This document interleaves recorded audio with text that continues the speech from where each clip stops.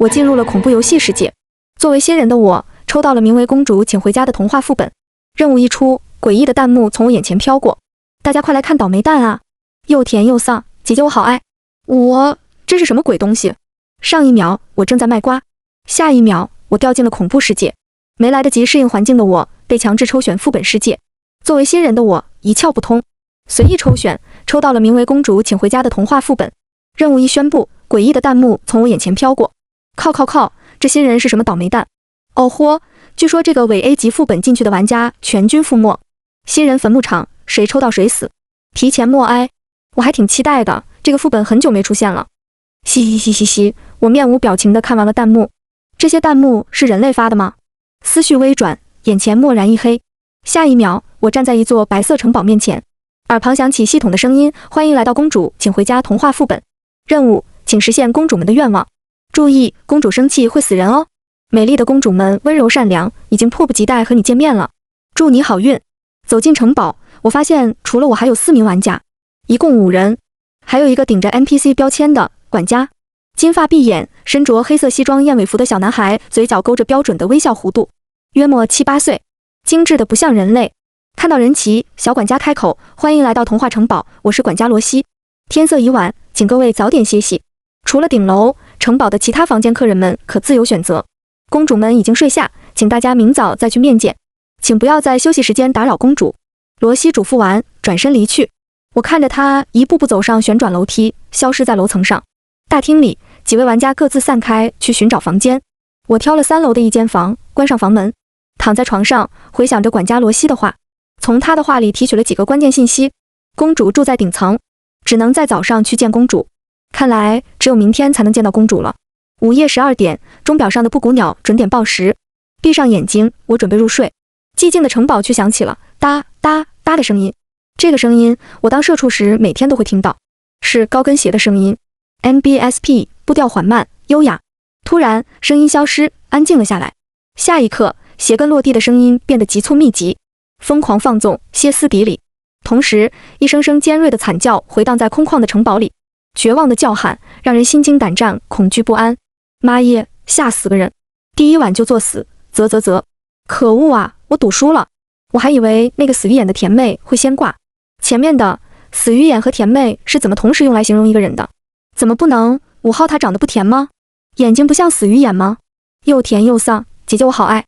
擦，有机出没，消失的弹幕再次刷屏。我明明闭着眼睛，却也能看见。死鱼眼甜妹大概就是指我了。从小到大，总有人问我，你是不是不开心？我长了一副不开心的样子。5号是因为我是第5个出场的吧？有弹幕刷屏，耳边的惨叫也显得没那么可怖。我一动不动，装作睡着，压根没有想出去一探究竟的念头。毕竟好奇心容易害死猫。第二天6点，我起床出了门，朝着顶楼走去。空气中夹着血腥味，越靠近顶楼，味道越浓稠。踏上顶楼的瞬间，我瞳孔微缩。不远处趴着一具血淋淋的尸体，那些血迹是从他的脚蔓延开的。如果那还称为脚的话，血肉模糊，几乎成了肉糜，胃里翻涌，我背过身干呕。再回头，我呼吸一滞，罗西悄无声息地出现，尸体却不见了。前后不到10秒，地板已焕然一新，就连空气里的血腥味都消失殆尽，仿佛刚才的一幕是我的幻象。罗西朝我微笑，早上好。我盯着面前的小男孩，镇定道，早上好，罗西管家。他固定公式的脸有了细微的变化。叮，系统，恭喜玩家获得 NPC 好感度加0.1，礼貌是一种美好的品德，尊重是一种可贵的品质。弹幕，咦，居然有好感度这个设定。要知道，之前的玩家都管他叫小孩、小矮子、小朋友、小管家、小不点，才0.1，有和无区别在哪？你是来和公主问安的吗？罗西的话将我从一堆弹幕里拉回来。我点头，是的。美好的一天开始了，祝你好运。罗西话刚落，伴随着一声尖叫，一旁的门打开了。穿着蓝色礼服裙、盘着发髻、头戴水晶冠的女孩站在门口焦躁念叨：我的鞋呢？我的鞋去哪了？没有鞋我怎么回家？片刻后，她的视线落在我身上，天真的姿态褪去，眼睛死死地盯着我。我瞥了眼一旁，罗西不见了。你有没有看见我的鞋？公主冰冷铅白的脸对着我，虽离了10几步远，声音却像是附在我耳旁，像一只危险阴冷的毒蛇，蓄势待发。我没回答。他又问：你有没有看见我的鞋？气氛凝滞，死亡的气息环绕。出于第六感，我知道我不能继续沉默了。斟酌着开口：“早上好，美丽的公主殿下。刚才和罗西问好，他说了一句：你是来和公主问安的吗？”我猜测这句话是有指向性的提示。果然，我一说完，公主立即恢复了刚才的娇憨形象，双手捂着嘴，惊讶又羞涩道：“哎呀，来客人了，欢迎来到童话城堡，我是新亚公主。”我走向公主，她欢快地邀请我进屋。屋内陈设华丽，看着并没有什么危险。弹幕：好险，5号差点和死神擦肩而过。万万没想到，他靠礼貌度过危机。公主可不简单，之前的玩家没有一个能完成心愿，都被他给消灭了。没错，这是一个不可能完成的任务。想到任务，我开口：“我是来帮助公主解决烦恼的，请问你的愿望是什么？”公主面露烦恼：“我的鞋不见了，没有它我就不能回家。你能帮我找到它吗？”系统：恭喜玩家触发首个任务目标——尖刀舞鞋，一双调皮的鞋子，白天藏起来睡觉，晚上跑出去跳舞。快帮助公主实现心愿，找到它，让公主穿上回家。看到任务目标，我瞬间联想到昨晚那诡异的鞋跟声音和惨叫。毫无疑问，鞋子是有危险性的。早上那个玩家的惨状历历在目，不简单啊！我思考着问：公主的鞋子长什么样子？对了，我有照片。公主从一个抽屉里拿出相框，画面里是一双蓝色的水晶鞋，优雅美丽，但又透露着违和，因为背景一旁的公主没有穿它，鞋子竟放在她的脚旁。正常情况，女孩都是穿着心爱的鞋子拍照的。我下意识垂眸，看向公主被厚重裙摆挡住看不见的脚。这时候，公主突然拿走相框，她将相框捧在手心，目光温柔。这双鞋是我18岁成人礼收到的礼物。新锐公主面露甜蜜，似乎是想到美好的回忆，她开心地转圈。裙摆扬起的瞬间，我的视线被定住，我差点失态地发出声音，却因为过度震惊被压在喉咙处。我本以为寻找鞋子的任务已经不容易，却不知更大的挑战在公主身上。纤弱的女孩有着一双违和夸张的大脚，且十分臃肿，而照片里的舞鞋却只有这双脚的1/10。难怪弹幕里说这是一个不可能完成的任务。我的脸色瞬间变得凝重，这怎么搞？即使找到，公主也穿不进去。在我低头盯着公主的脚时，头顶冷不丁响起一道阴冷黏腻的声音：我的脚好看吗？视线里的裙摆还在转，可我能明确地感知到有一道森冷目光一动不动地落在我身上。我悄无声息地把手掩在背后，抬头。与此同时，咚咚咚的敲门声响起，旋转的裙摆静止，公主盯着我，目光从脸下移到脚部，眼神里的恼怒一闪而过。她有些失望地对我说：“来新客人了，你可以走了。哦，对了，明天我要看见我的鞋哦，不然我可会生气的。”我笑着点了点头。她走去开门，我跟随其后。该不该提醒她？她的头转错方向了。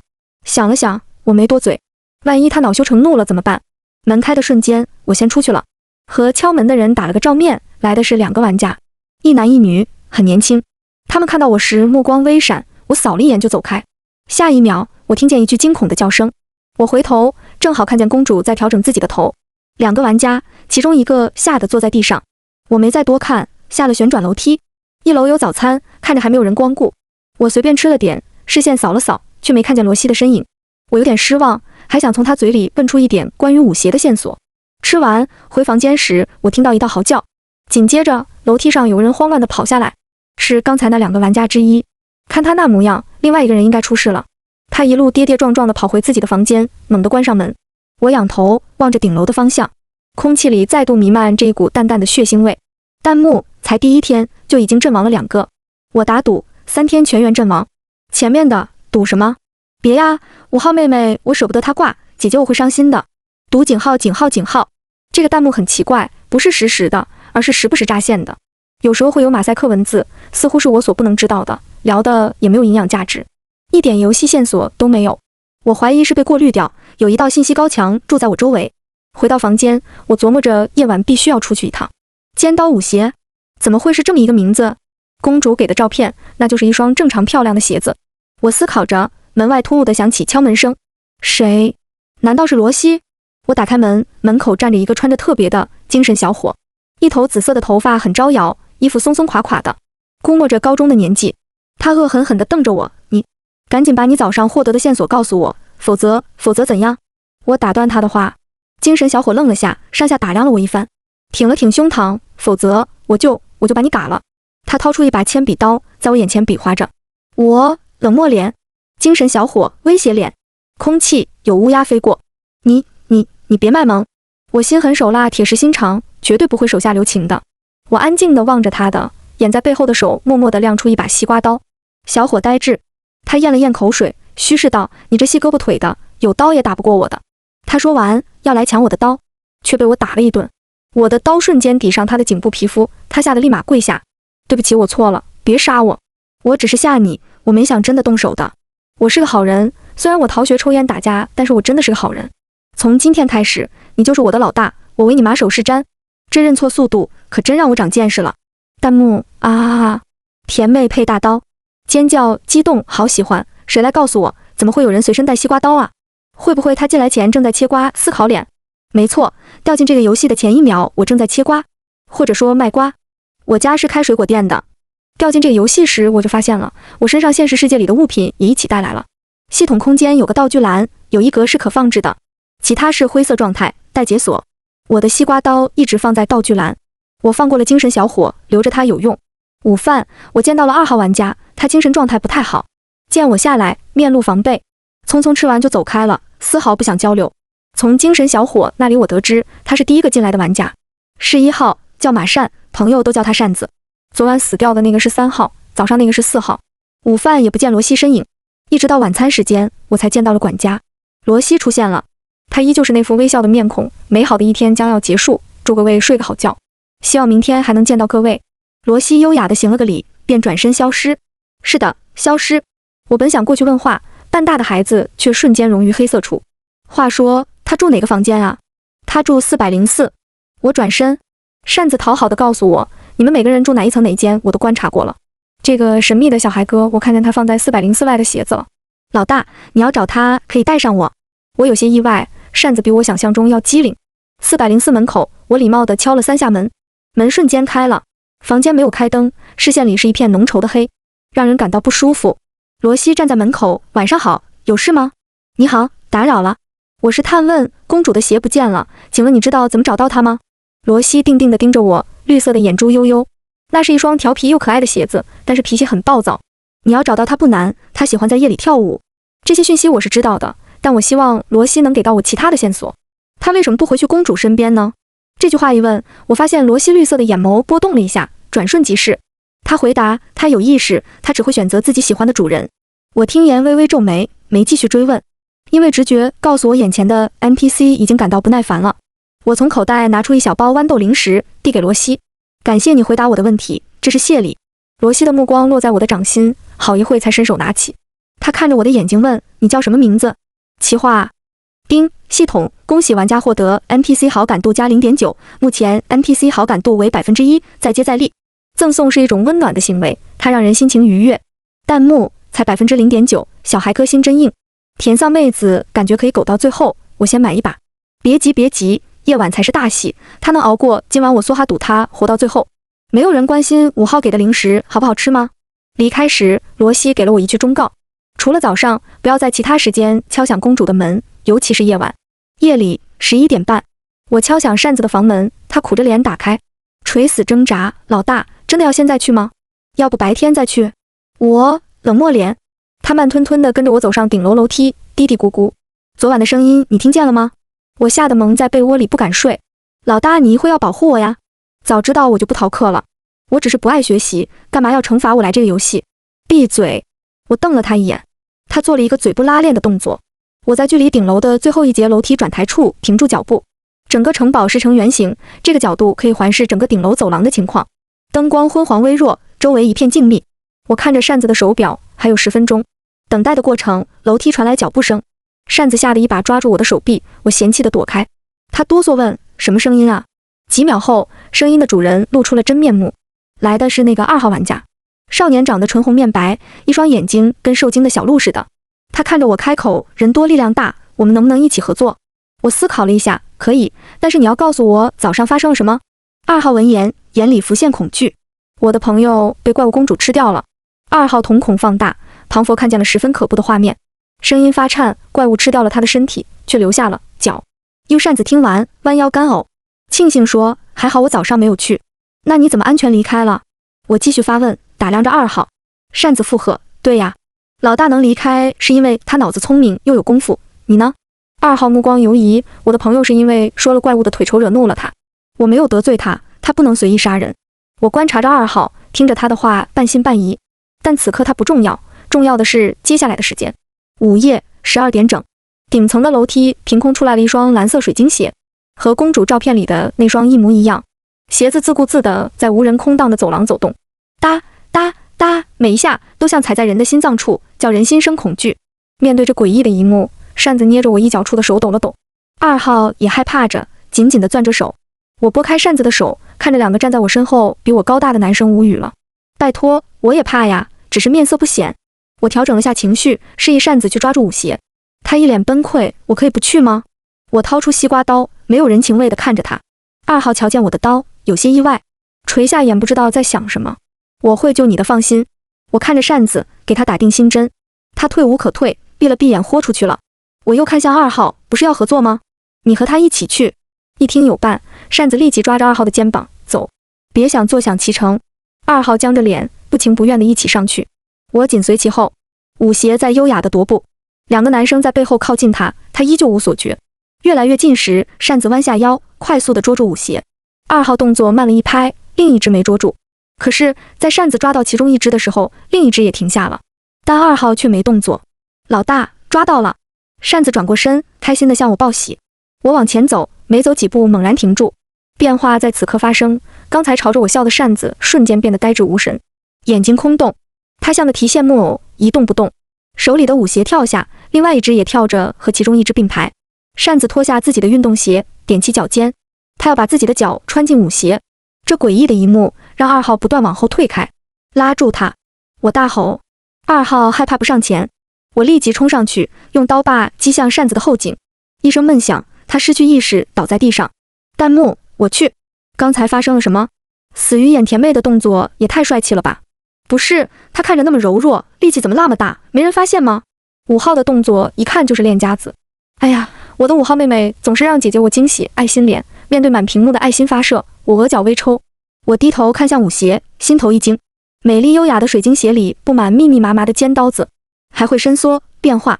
尖刀舞鞋，原来如此。触碰到它的人会被迷失心智，被控制，然后穿上它，在利刃上跳舞，绝望痛苦，直至死亡。现在问题来了，不能碰它。那要怎么抓？没等我想到办法，愤怒的舞鞋突然朝我而来，我连忙躲开，他紧追不舍，报复心这么重。我从楼梯跑下，他跟了下来，一路跑到1楼，我一边躲着一边寻找着什么。忽然，我的视线落在壁炉处燃烧的火柴上，经过壁炉的时候，鞋子绕了弧线。他怕火，我勾起一抹恶意的笑。再次经过壁炉时，我猝不及防地抽出燃烧的火把，转身面向他，鞋子瞬间停滞不动。我立即找了个箱子，用木柴把它装进去，锁上。抱着箱子回顶楼找扇子时，一直缩在角落的2号走了出来，一改之前畏缩胆小的模样，眼里闪烁着狠意。他举起一把枪，把鞋给我。我们的任务不是一样的吗？谁完成不都一样吗？为什么？2号嗤笑，被动完成任务和主动完成任务得到的奖励可是天差地别。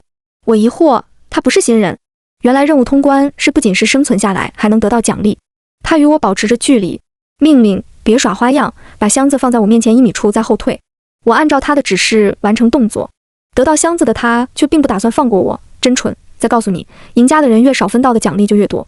所以你和那个晕倒的蠢货一起去死吧。2号露出胜利者的微笑，枪口对准我。千钧一发之际，2号身后晕倒的扇子突然跃起，一把将2号扑倒。我迅速上前，直接卸下2号的胳膊，想夺过枪，他却先我一步，把枪扔下楼。2号有些伸手，把扇子甩开，冲向我。打斗之间，我一把踹向他的腹部，劲很大，他直接撞到了公主的门。几乎不到一瞬，门开了，一只死白的手从黑暗的门里伸出，拽着2号的头发，把他拖了进去。伴随着2号的恐叫，门一把关上。野兽撕扯咀嚼肉体的声音在安静的夜里被无限放大。门外寂静无声，我和扇子面面相觑，在彼此的眼中看见了恐惧。弹幕，妈呀，吓死了！这一幕我要用无数个夜晚来治疗。门里的公主太可怕了，我现在头皮发麻，抱紧我的护身符，拨出我收藏的金刚经。楼上的分享一下，老大，我能不能去你房间睡地板啊？回去时扇子的牙还在打颤，我手上的鸡皮疙瘩也才刚刚消退。我斜了他一眼，反问你觉得合适吗？在我拒绝的目光中，扇子悻悻然地回自己的房间去。我带着装着鞋子的箱子也回了房间，被锁起来的鞋子依旧不安生，一直在挣扎乱动，弄出来的噪音令我心烦。我威胁再发出声音，把你放火炉边烤。他瞬间安静了。我看着箱子发愁，鞋子是找到了，可是公主能穿上吗？我倒在松软的床垫上，望着天花板放空。想到什么，我忽然跃起，走到鞋子面前，踢了踢眼前的箱子，自言自语：喂，你为什么不回公主身边？她不是你的主人吗？我没想到，一句随口的话切中了要点。这时，系统的声音响起：恭喜玩家触发尖刀舞鞋回忆录。小舞鞋有着大大的悲伤，曾经他安静优雅，后来发生了一件可怕的事情。为了躲避魔鬼，他白天藏起来，夜晚才跑出来透气。接着，一段漫长的回忆卷在我眼前展开。从前有一位公主，她的名字叫艾拉。艾拉公主18岁生日时，舞鞋是皇后送给她的成人礼。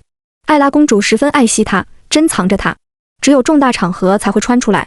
艾拉公主有一个姐姐，是个芭蕾舞者，却因为一场意外失去了双脚。她变得郁郁寡欢，为了治疗她的心情，她被送到一处森林城堡静养。艾拉公主为了看望她，在某一天来到了森林城堡。令她意想不到的是，记忆中温暖明亮的城堡变得阴森幽暗，她那素来温柔恬静的姐姐也变得阴郁古怪。得知她收到的18岁成人礼是一双鞋，姐姐的目光一下子变了，嫉恨和渴望。在某一个晚上，艾拉公主被下药陷入沉睡，姐姐拿走了艾拉公主的鞋，可姐姐忘了她没有脚，根本穿不了。她焦躁、愤怒、怨恨着。直到某一天，城堡来了很多客人，望着那些健康自由走动的人，她缓缓地笑了。她得到了脚，变成了怪物，却发现鞋子不见了。看完回忆卷，我陷入沉默。罗西说鞋子会选择喜欢的主人，我一直对这句话反复咀嚼，也只能得到表面上的含义，即舞鞋不喜欢新亚公主。但没想到，新亚公主居然不是舞鞋的主人。我之前一直感到很奇怪。刚进入游戏时，系统说玩家的任务是完成公主们的心愿。且说了，公主们美丽温柔，可进入城堡后，玩家只见到了一位公主。很多人都下意识地忽略了公主们这个最初的提示，所以城堡里有2位公主。那新的问题出现了，另一位公主在哪？公主们住在顶楼，但顶楼只有一个房间。沉睡的那位在哪呢？弹幕：震惊！我一直以为只有一个公主。震惊加身份证号码。这个副本第一次有人能抓到舞鞋，大伙也是第一次知道背后还有这一个故事。我可太期待后续了。5号加油啊！话说另一位公主会在哪呀？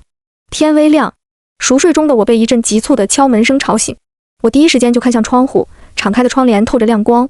敲门声不断，我起床气爆发。不管扇子一会说什么，我都要打他一顿。我压着气打开了门，门开的瞬间，我也彻底清醒，精神一下子紧绷了起来。来的人不是扇子，而是新亚公主。新亚公主扬着笑脸，开心道：时间到了，你找到我的鞋了吗？她弯着眉毛，故作可惜，没有的话，我会生气的哦。接着她又说：你找到我的鞋子了吗？脸色倏地变冷，目光渗人，一整个精分状态。我以为规则里公主是无法离开她的房间的，没想到她自己找上门来了。你找到我的鞋子了吗？她又重复了一遍。此刻她的表情阴冷至极，眼珠子里的杀意赤裸裸。在她动手时，我才回答：找到了。她露出不可置信的眼神，随后激动问：在哪？我把装着鞋的箱子拿给她，她迫不及待地夺过打开。蓝色水晶鞋露出针眼，新亚公主激动地把它拿出来。白天的水晶鞋里没有尖刀，是正常的模样。新亚公主端详着水晶鞋，眼睛里浮现泪花。她喃喃道：我终于可以回家了。新亚公主放下鞋，撩起裙摆，那双臃肿丑陋的巨脚冲击着我的视野。我看见满怀期待的新亚公主在抬起脚的刹那僵住，她似乎不觉得自己的脚诡异不似常人，而是暴怒地踢开鞋子，发出尖锐报鸣：这不是我的鞋子。她怨毒地看向我：你骗我！我闪出房间，防备地与她拉开距离。这和你给我看的照片里的鞋子一模一样，就是你要找的鞋子。我昨晚辛辛苦苦差点没命才捉到的鞋子，我可不接受冤枉。新锐公主反驳：是我的鞋，我怎么会穿不上？因为你脚大。新亚公主面容扭曲：你找死！她裂开红唇，露出森然尖锐野兽般的牙齿，朝我扑来。我撒腿就跑。带起床气状态的我脾气很差，辛苦找的鞋子被否决，让我想起打工时的憋屈。领导让我做 A 方案，等我交上去时却说要的是 B 方案，还要骂我一句耳聋听错，火大得很。我对着后面穷追不舍的怪物公主毒舌输出：你不仅脚大，还丑得很，穿不进去。有没有想过鞋子是你偷来的，小偷？你的鞋不是你的，你的脚也不是你的。身后怨毒的目光几乎要把我盯穿。我往上跑，路过5楼时遇见醒来的扇子，他朝我打招呼：早啊，老大，一大早锻炼身体呀。我回了他一句：锻炼你大爷。扇子一脸吃惊，下一秒他看见紧随在我身后爬上楼梯的怪物公主，大叫啊！随后加入奔跑队伍。扇子，老大，这是什么情况啊？我逃命的情况。我一路跑到顶楼，冲着公主的房间而去。我不是在瞎跑，从一开始目的就是她的房间。我跑进公主的房间，扇子焦急大喊：等等我呀！公主就在她身后，几步之遥。我错开位置，等扇子一进来，立即关上门，加锁。门发出剧烈震动，西亚公主拼命拍打撞击着。你在这里，把门堵着。扇子喘着粗气，听话地堵着门。老大，我们来怪物公主的房间干什么？我没回答，而是扫视着房间的结构。顶楼只有一个房间，如果公主都在顶楼的话，那么沉睡的那位一定也在这个房间。我找了衣柜，无人，敲打着墙壁和地板，实心的。最后，我的视线落在房间那张粉色的大床上。我蹲下身，掀开垂至地面的床单，黑暗的床底透进亮光，床下藏着一个人。我把人拉了出来。扇子发出惊喊：有鬼啊！面前闭眼沉睡的女孩和外面的新亚公主长得一模一样，不怪扇子惊讶，我也吓了一跳。这位才是鞋子真正的主人，城堡里的另外一位公主，艾拉公主。也许是感知到房间里的情况，门外的新亚公主陷入狂暴状态，木门剧烈震动，快不行了。老大，这门估计坚持不了多久了。我拿出刀，让扇子躲开。在他让开的瞬间，西亚公主破门而入，直朝我扑来。我第一个动作就是抬脚把她踹出去。走廊里，我和西亚公主打斗着，扇子在一旁想帮忙，又无从下手。找机会抱住她。扇子摇头，这不好吧，男女授受不亲。快点！扇子找准时机，从背后一把抱住西亚公主。变成怪物的西亚公主力大无穷，不到2秒，扇子就被她甩开。但这2秒已经够了。扇子抱住的同时，我挥刀砍断了新亚公主那双怪异的脚。失去脚的新亚公主摔倒在地，脸恢复正常。被截断的怪脚在鼓动，接着喷泉似的涌出无数断脚。扇子捂住嘴，最终还是吐了。我木着脸，庆幸早上没吃饭。不，新亚公主拖着身体爬动，她捡起那些脚就想往自己的腿上装，可是没用。她着魔般试了又试，一次次失败。新亚公主流出了眼泪，我回不去了，我再也回不了家了。她嚎啕大哭。我走过去问话，怎么让艾拉公主醒过来？新亚公主完全听不到，绝望地反复呢喃，我回不了家了。我拧着眉，看着这荒诞一幕。扇子挪不到我身旁，说：她是疯了吗？疯？她可不能疯，我的任务还没完成呢。我蹲上前和她说话，她置若罔闻。既然如此，我只能使用暴力了。我打了新亚公主一巴掌，谁告诉你没有脚就回不了家？你走不了，你妹妹可以带你回去。我是来完成你的心愿的，我也会帮你。她终于抬眼看我，停止了哭泣和说话。新亚公主茫然的眼睛有了亮光，仿佛从噩梦中惊醒。她说：神明说他们都抛弃了我，残缺是罪，我只有代替妹妹成为她才能回去，他们才会接受我。新亚公主抓住我的手，你真的能完成我的心愿，让我回家吗？我在她希冀的目光中点了点头。我就是扛着背着也会带她回家，完成任务。我可不能死在这个副本里。叮！系统，恭喜玩家获得怪物公主的记忆水晶。这是一颗神奇的水晶，它热爱八卦，最喜欢窥探别人的秘密。拥有它，你能从窥探到别人的记忆。注意，一天只能使用一次。获得水晶的我，看到新亚公主的记忆。失去双脚后郁郁寡欢的新亚公主被送到森林城堡静养，这是她小时候最爱来度假的地方，也是国王送给她的城堡。随行的还有一众仆从。开始，新亚公主的情绪在大自然的疗愈下有所好转，可随着日子的流逝，山高水远，没有宫廷里的规矩束缚。面对一个废人的主子，下人们渐渐失去管制。起初，皇宫派人来传话，也被下人以公主的名义打发走。渐渐的，皇宫很少派人来看望过。散漫心野的仆从们开始怠慢她，甚至当着她的面说她被皇宫抛弃了，她的父母不要她这个残废，要把她留在森林里等死。新亚公主的情绪一天天变差，写出去的信也没得到回复。她不知道，信都被那些下人给扔掉了。新亚公主从心怀希望到绝望，她的性格越来越阴郁沉默，内心里的不甘和怨恨不断发酵。